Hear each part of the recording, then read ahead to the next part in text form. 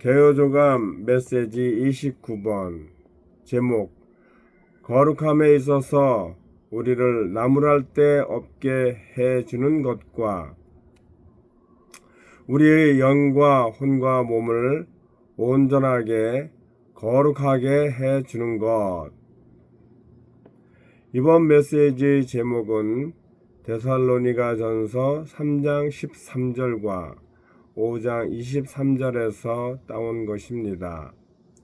데살로니가전서의 주제는 교회 생활을 위한 거룩한 생활인데, 다시 말하자면 살아계신 하나님을 섬기고 거룩한 방식으로 행동하며 주님께서 오시는 것을 기다리는 생활입니다. 데살로니가 전서를 통해서 알 수 있는 것 한 가지는 교회 생활을 하려면 조건이 있는데, 그것은 우리의 매일의 생활이 반드시 거룩해야 한다는 것입니다. 즉, 우리가 세상에 속하거나 거룩하지 않은 생활을 한다면 하나님의 표준에 따른 교회 생활을 할 수 없고 그분의 갈망을 만족시킬 수 없다는 것입니다. 생명 주시는 영께서 우리 각자 안에서 거룩하게 하고 보존하시는 일을 하실 때 우리가 어떻게 협력해 드려야 하는지 이번 메시지를 통해서 배우기를 원합니다. 아멘. 로마서 1번에서 우리가 교회 생활을 위해 거룩한 생활을 하려면 주님께서 우리의 마음이 견고하게 되어 거룩함에 있어서 나무랄 데 없도록, 즉 우리의 거룩함에 있어서 어떤 결함도 발견되지 않도록 해 주셔야 한다고 하였습니다. 여기서 우리가 보아야 할 것은 교회 생활을 위해서는 거룩한 생활이 필요하다는 것입니다. 교회 생활은 다른 말로 하면 신성한 공동체 생활 또는 거룩한 공동체 생활입니다. 사람은 혼자서 단독적으로 살 수 없습니다. 가족은 물론 이웃 사람들과 더불어 살아가야 합니다. 누가 우리의 이웃입니까? 세상적인 이웃 사람도 있지만 같은 소그룹, 같은 지역에 있는 지체들이 보다 더 가까운 이웃이겠지요. 그런데 함께 어우러져 살아가노라면 여러 가지로 좋은 점도 있지만 알게 모르게 충돌이 일어나게 마련입니다. 왜냐하면 혼을 따라 살거나 육체를 따라 살게 되면 대개는 모든 일과 상황과 사람에 대해서 자기 중심적으로 판단하게 되기 때문에 문제의 원인을 상대방에게 있다고 판단함으로써 원망과 시비와 충돌이 일어나게 되고, 또한 얽히고 설킨 상황이 빠르게 해결되지 않고 좋지 않은 상황이 오래도록 지속되는 것을 보게 됩니다. 그러므로 우리의 거룩한 공동체 생활인 교회 생활을 위해서 주님께서 우리의 마음을 부드럽게 해 주실 뿐만 아니라 거룩함에 있어서 우리의 마음이 견고하게 되고 나무랄 데 없게 해주시는 것이 필요합니다. 그리고 이를 위해 우리가 주님께 협력해 드려야 합니다. 무엇보다 먼저 우리 마음에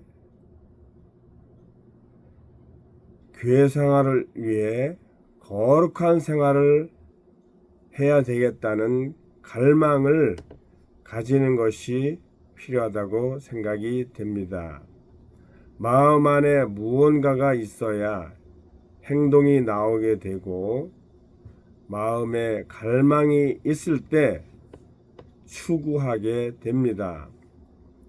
그러므로 주님께서 우리 각자에게 거룩한 교회 생활에 대한 큰 부담과 갈망을 일으켜 주시기를 원합니다. 아멘.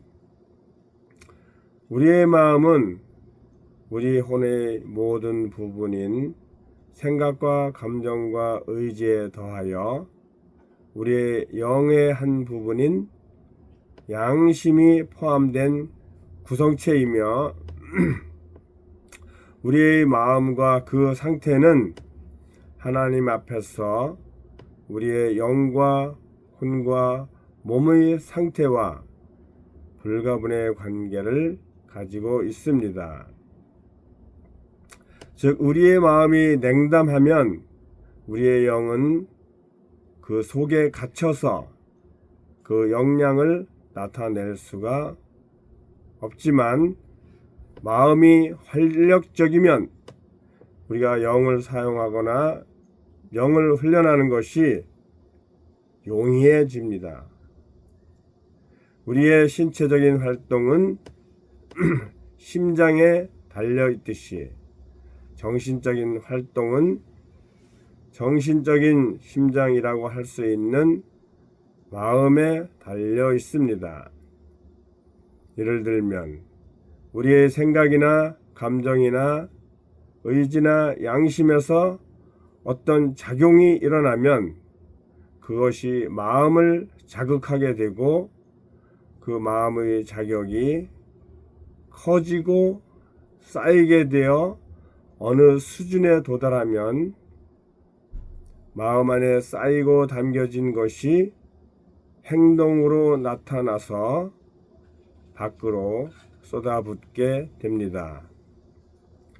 즉 어떤 상대방에 대한 비판이나 분노가 쏟아져 나올 수도 있고 반대로 깊은 사랑이나 감사가 흘러나올 수도 있을 것입니다.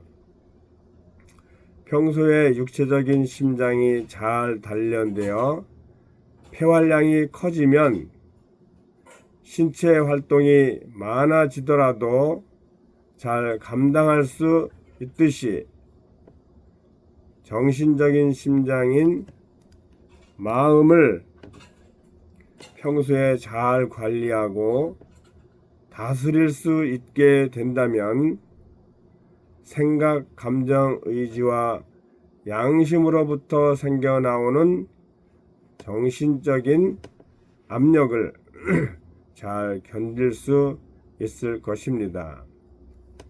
마음은 이와 같이 생명의 출입구이자 생명의 스위치로서 기능하기 때문에 생명의 큰 능력도 작은 마음의 통제를 받을 수 있으므로 마음이 올바른 상태에 있도록 잘 관리되어야 합니다.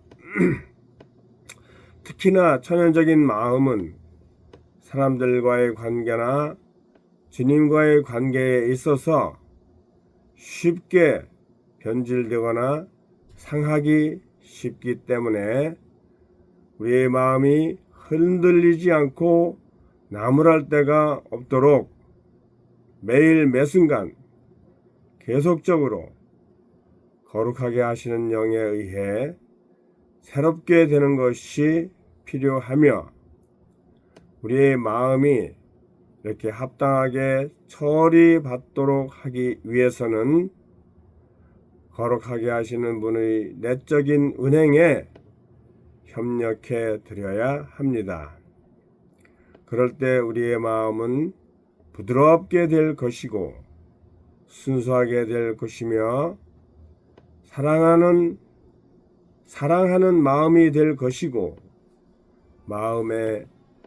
마음이 평안하게 될 것입니다. 우리는 이와 같이 우리의 마음이 거룩하게 하시는 영에 의해 계속 새로워짐으로 거룩함에 있어서 견고하게 되고 나무랄 데 없게 되는 동안에 우리는 신성한 생명의 새로움을 지닌 새 예루살렘이 되어가고 있으며 신성한 본성의 거룩함을 지닌 거룩한 성이 되어가고 있습니다. 아멘. 로마서 2번에서는 하나님은 그분의 법리적인 구속 안에서 그리스도의 구속하는 피로 우리를 위치적으로 거룩하게 하시어 분별하셨을 뿐 아니라 그분의 유기적인 구원 안에서 그분 자신의 거룩한 본성으로 우리를 기질적으로 거룩하게 하시어 우리를 주님 자신으로 적시고 계심을 말합니다.